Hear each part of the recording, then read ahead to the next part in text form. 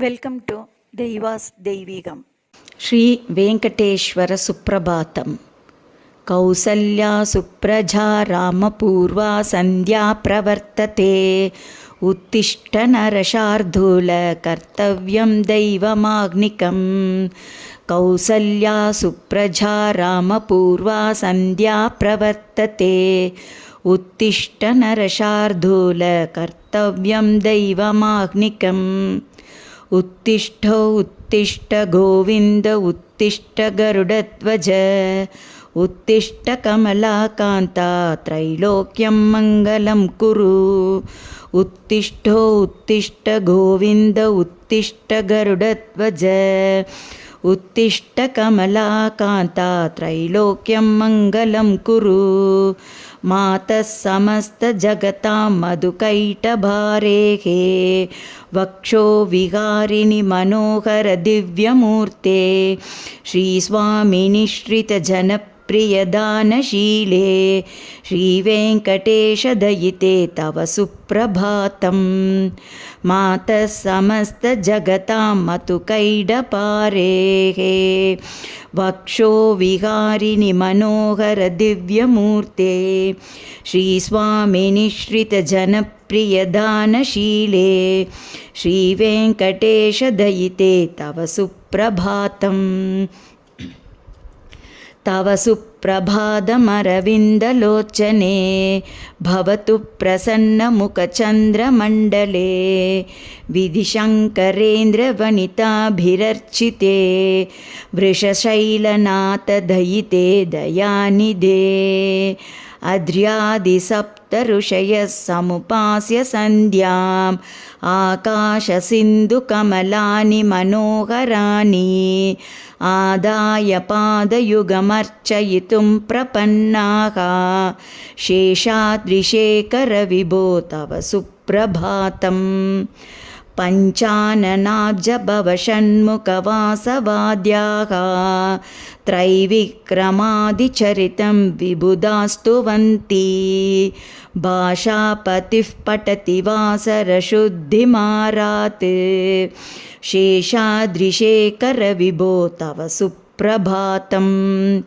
ईषत्प्रफुल्लसरसीरुहनारिकेल्ध. पूगद्रुमातिसुमनोहरपालिकानाम्. आवातिमन्दमनिलः सह दिव्यगन्धैः. शेषाद्रिशेखरविभो तव सुप्रभातम्. उन्मील्यनेत्रयुगमुत्तमपञ्जरस्ताः. पात्रावशिष्टकदलीफलपायसानि. भुक्त्वा सलीलमतकेल्दिशुकाः पठन्ति. शेषाद्रिशेखरविभो तव सुप्रभातम्. तन्त्रीप्रकर्षमधुरस्वनया विपञ्च्या. गायत्यनन्तचरितं तव नारदोऽपि. भाषासमग्रमसत्कृतचारुरम्यं. शेषाद्रिशेखरविभो तव सुप्रभातम्. भृङ्गावल्ती च मकरन्दरसानुविद्ध. झङ्कारगीतनिनतैः सकसेवनाय. निर्यात्योपान्तसरसी कमलोदरेभ्यः. शेषाद्रिशेखरविभो तव सुप्रभातम्. योषाघनेन वरदग्निविमत्यमाने. गोशालयेषु दधिमन्तनदीव्रघोषाः. रोषात् कलिं विदधते ककुभश्च कुम्भाः. शेषाद्रिशेखरविभो तव सुप्रभातम्. पद्मेशमित्रशतपत्रगताल्तिवर्गाः. हर्तुं श्रियं कुवलयस्य निजाङ्गलक्ष्म्याः. भेरीनिनादमिव बिभ्रति तीव्रनादं. शेषाद्रिशेखरविभो तव सुप्रभातम्. सुप्रभातं श्रीमन् अभीष्टवरदाखिल लोकबन्धो श्री श्रीनिवास जगदेकदयैकसिन्धो श्रीदेवतागृहभुजान्तर दिव्यमूर्ते श्रीवेङ्कटाचलपते तव सुप्रभातं श्रीमन्नभीष्टवरदाखिल लोकबन्धो श्री श्रीनिवास जगदेकदयैकसिन्धो श्रीदेवतागृहभुजान्तर दिव्यमूर्ते श्रीवेङ्कटाचलपते तव सुप्रभातं श्रीस्वामी पुष्करिणिकाप्लवनिर्मलाङ्गाः श्रेयार्तिनो हरविरिञ्चि सनन्दनाद्याः द्वारे वसन्ति वरनेत्रहतोत्तमाङ्गाः श्रीवेङ्कटाचलपते तव सुप्रभातं श्रीशेषशैलगरुडाचलवेङ्कटाद्रि नारायणाद्रिवृषभाद्रिवृषाद्रिमुख्याम् आख्यां त्वदीयवसतेरनिशं वदन्ति श्रीवेङ्कटाचलपते तव सुप्रभातं सेवापरशिवसुरेशकृशानुधर्म रक्षोऽम्बुनाथ पवमानधनादिनाथाः भक्ताञ्जलिप्रविलसन्निजशीर्षदेशाः श्रीवेङ्कटाचलपते तव सुप्रभातं धाटीषुते विहगराजमृगाधिराज नागाधिराज गजराज हयाधिराजाः स्वस्वाधिकारमहिमाधिकमर्तयन्ते श्रीवेङ्कटाचलपते तव सुप्रभातं सूर्येन्दुभौमबुधवाक्पतिकाव्यशौरी स्वर्भानुकेतुदिविषत्परिषत्प्रधानाः त्वद्दासदासचरमावधिदासदासाः श्रीवेङ्कटाचलपते तव सुप्रभातं तत्पादधूलिभरितस्फुरितोत्तमाङ्गाः स्वर्गापवर्गनिरपेक्षनिजान्तरङ्गाः कल्पागमाकलनयाकुलतां लभन्ते श्रीवेङ्कटाचलपते तव सुप्रभातं त्वद्गोपुराग्रशिखराणि निरीक्षमाणाः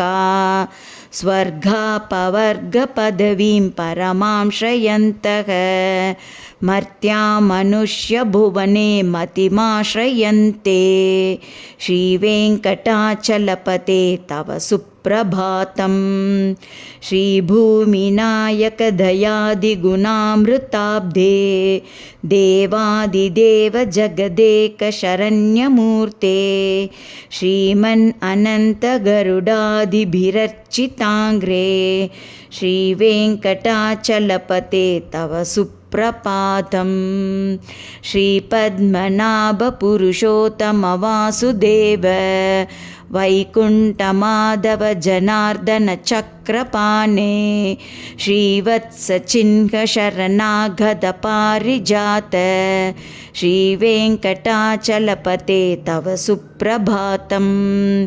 कन्धर्पदर्पहरसुन्दरदिव्यमूर्ते कान्ताकुचाम्बुरुहकुट्मललोलदृष्टे कल्याणनिर्मलगुणाकर दिव्यकीर्ते श्रीवेङ्कटाचलपते तव सुप्रभातं मीनाकृते कमटकोलनृसिंहवर्णिन् स्वामिन् परश्वत तपोधन रामचन्द्र शेषांश रामयदुनन्दन कल्किरूप श्रीवेङ्कटाचलपते तव सुप्रभातं येलालवङ्गघनसारसुगन्धितीर्थं दिव्यं वियत्सरितुहेमघटेषु पूर्णं धृत्वाद्यवैदिकशिखामणयः प्रहृष्टाः तिष्ठन्ति वेङ्कटपते तव सुप्रभातं भास्वानुदेति विकचानि सरोरुहानि सम्पूरयन्ति निनदैः ककुभो विहङ्गाः श्रीवैष्णवा सततमर्तितमङ्गलदास्ते धामाश्रयन्ति तव वेङ्कटसुप्रभातं ब्रह्मादयासुरवरा समहर्षयस्ते सन्तः सनन्दनमुखास्त्वतयोगिवर्याः धामान्तिके तव हि मङ्गलदवस्तु हस्ताः श्रीवेङ्कटाचलपते तव सुप्रभातं लक्ष्मीनिवासनिरवध्यगुणैकसिन्धो संसारसागरसमुत्तरनैकसेतो वेदान्तवेद्यनिजवैभवभक्तभोग्य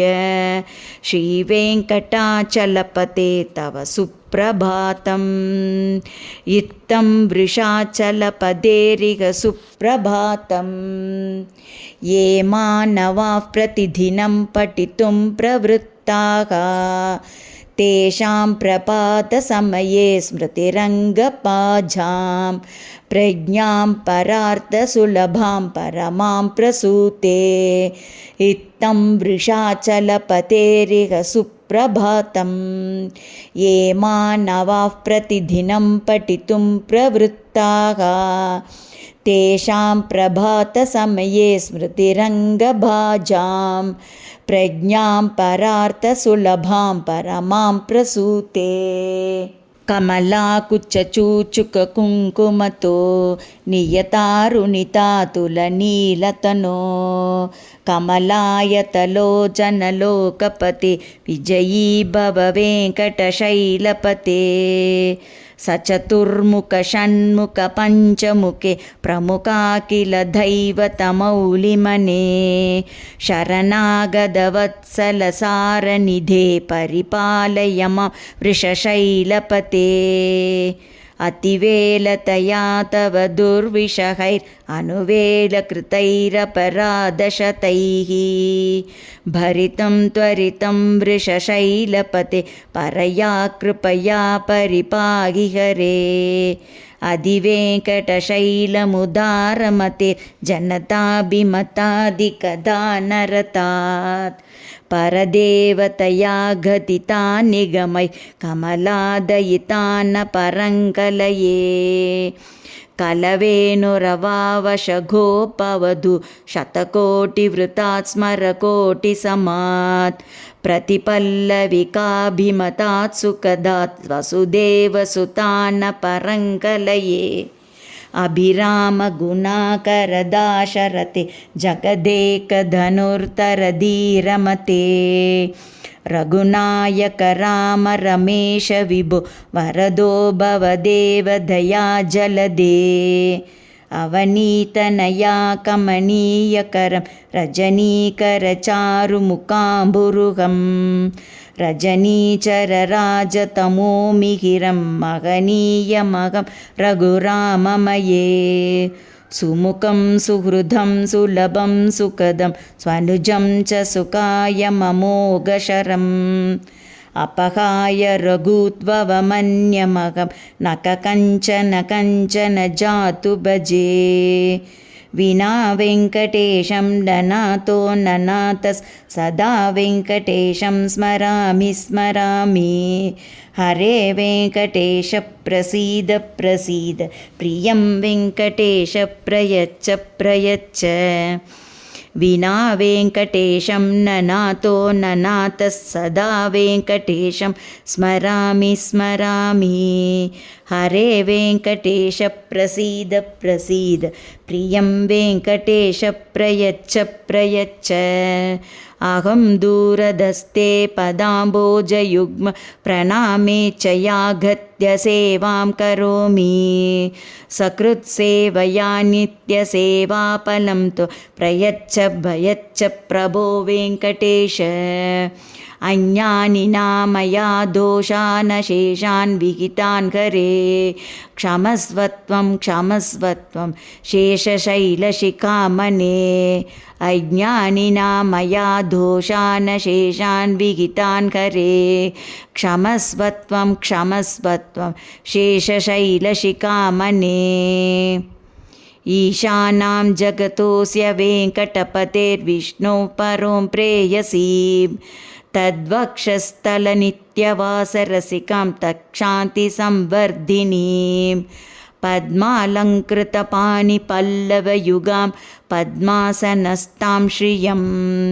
वात्सल्यादिगुणोज्ज्वलां भगवतीं वन्दे जगन्मातरम् ईशानां जगतोऽस्य वेङ्कटपतेर्विष्णोः परां प्रेयसीं तद्वक्षस्थलनित्यवासरसिकां तत्क्षान्तिसंवर्धिनीं पद्मालङ्कृतपाणिपल्लवयुगां पद्मासनस्तां श्रियं वात्सल्यादिगुणोज्ज्वलां भगवतीं वन्दे जगन्मातरम् श्रीमन्कृपाजलनिधे कृतसर्वलोक सर्वज्ञशक्तनतवत्सल सर्वशेषिन् स्वामिन् सुशीलसुलभाश्रितपारिजात श्रीवेङ्कटेशचरणौ शरणं प्रपद्ये आनूपुरार्चितसुजातसुगन्धिपुष्प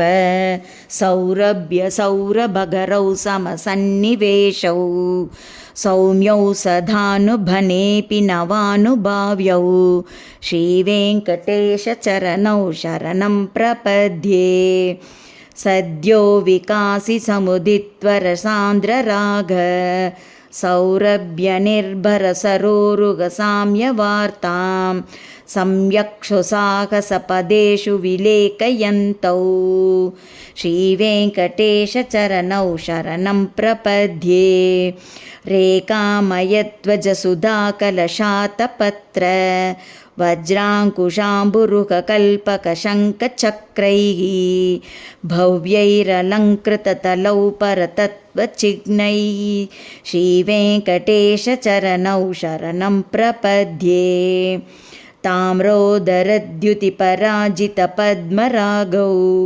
बाह्यैर्महोभिरभिभूतमहेन्द्रनीलौ उद्यन्नकांशुभिरुतस्तशशाङ्कभासौ श्रीवेङ्कटेशचरणौ शरणं प्रपद्ये सप्रेमभीतिकमलाकरपल्लवाभ्यां संवाहनेऽपि सपदि क्लममाददानौ कान्तानवाङ्मानसकोचरसौकुमार्यौ श्रीवेङ्कटेशचरणौ शरणं प्रपद्ये लक्ष्मीमहितधनुरूपनिजानुभाव नीकादिदिव्यमहिषीकरपल्लवानाम् आरुण्यसङ्क्रमणतः किल सान्द्ररागौ श्रीवेङ्कटेशचरणौ शरणं प्रपद्ये नित्यानमद्विधिशिवादिकिरीटकोटि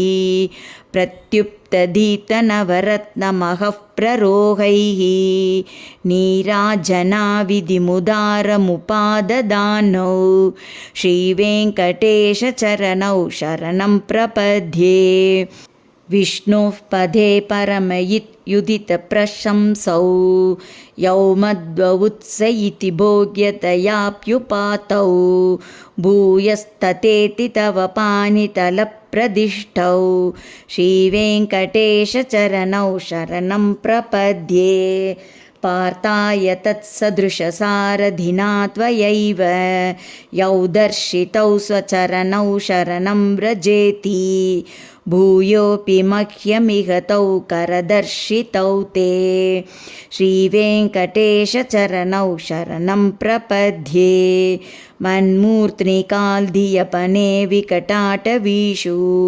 श्रीवेङ्कटाद्रिशिखरे शिरसि श्रुतीनां चित्तेऽप्यनन्यमनसां सममाहितौ ते श्रीवेङ्कटेशचरणौ शरणं प्रपद्ये अम्लानहृष्यधवनीतलकीर्णपुष्पौ श्रीवेङ्कटाद्रिशिखराभरणायमानौ आनन्दिताखिलमनोनयनौ तवैतौ श्रीवेङ्कटेशचरणौ शरणं प्रपद्ये प्रायः प्रपन्नजनता प्रथमावगाह्यौ मातुस्तनाविव शिशोरमृतायमानौ प्रातौ परस्परतुलामतुलान्तरौ ते श्रीवेङ्कटेशचरणौ शरणं प्रपद्ये सत्वोत्रैसततसेव्यपदाम्बुजेन संसारतारकधयात्रदृकञ्चलेन सौम्योपयन्तृमुनिना मम दर्शितौ ते श्रीवेङ्कटेशचरणौ शरणं प्रपद्ये श्रीषष्ट्रिया घटिकया त्वदुपायभावे प्राप्ये त्वयि स्वयमुपेयतया स्फुरन्त्या नित्याश्रिताय निरवध्यगुणाय तुभ्यं स्यां किङ्करो वृषगिरीश न जातु मह्यं श्रीषष्ट्रिया घटिकया त्वदुपायभावे प्राप्ये त्वयि स्वयमुपेयतया स्फुरन्त्या नित्याश्रिताय निरवध्यगुणाय तुभ्यं स्यां किङ्करो वृषगिरीश न जातु मह्यम् श्रियकान्ताय कल्याणनिधये निधयेऽर्तिनां श्रीवेङ्कटनिवासाय श्रीनिवासाय मङ्गलं लक्ष्मीसविभ्रमलोकसुभृविभ्रमचक्षुषे चक्षुषे सर्वलोकानां वेङ्कटेशाय मङ्गलं श्रीवेङ्कटाद्रिशृङ्गाग्रमङ्गलाभरणाग्रये मङ्गलानां निवासाय श्रीनिवासाय मङ्गलं सर्वावयवसौन्दर्यसम्पदा सर्वचेतसां सदा सम्मोहनायास्तु वेङ्कटेशाय मङ्गलं नित्याय निरवध्याय सत्यानन्दचिदात्मने सर्वानतरात्मने श्रीमद्वेङ्कटेशाय मङ्गलं स्वतः सर्वविदे सर्वशक्तये सर्वशेषिणे सुलभाय सुशीलाय वेङ्कटेशाय मङ्गलं परस्मै ब्रह्मणे पूर्णकामाय परमात्मने प्रयुञ्चे परतत्त्वाय वेङ्कटेशाय मङ्गलम् आकालतत्त्वमश्रान्तमात्मनामनुपश्यताम् अतृप्त्यमृतरूपाय वेङ्कटेशाय मङ्गलम् प्रायस्वचरणौ पुंसां शरण्यत्वेन पाणिना कृपयादिशते श्रीमद्वेङ्कटेशाय मङ्गलं दयामृततरङ्गिन्यास्तरङ्गैरिव शीतलैः अपाङ्गैः सिञ्चते विश्वं वेङ्कटेशाय मङ्गलं स्रग्भूषाम्बरहेतीनां सुषमावहमूर्तये सर्वार्तिशमनायास्तु वेङ्कटेशाय मङ्गलं श्रीवैकुण्ठविरक्ताय स्वामी पुष्करिणीतटे रमया रममानाय वेङ्कटेशाय मङ्गलं श्रीवैकुण्ठविरक्ताय स्वामी पुष्करिणीतटे रमया रममानाय वेङ्कटेशाय मङ्गलं श्रीमत्सुन्दरजामातृमुनिमानसवासिने सर्वलोकनिवासाय श्रीनिवासाय मङ्गलं मङ्गलाशासनपरैर्मदाचार्यपुरोगमैः सर्वैश्च पूर्वैराचार्यैः सत्कृतायास्तु मङ्गलम्।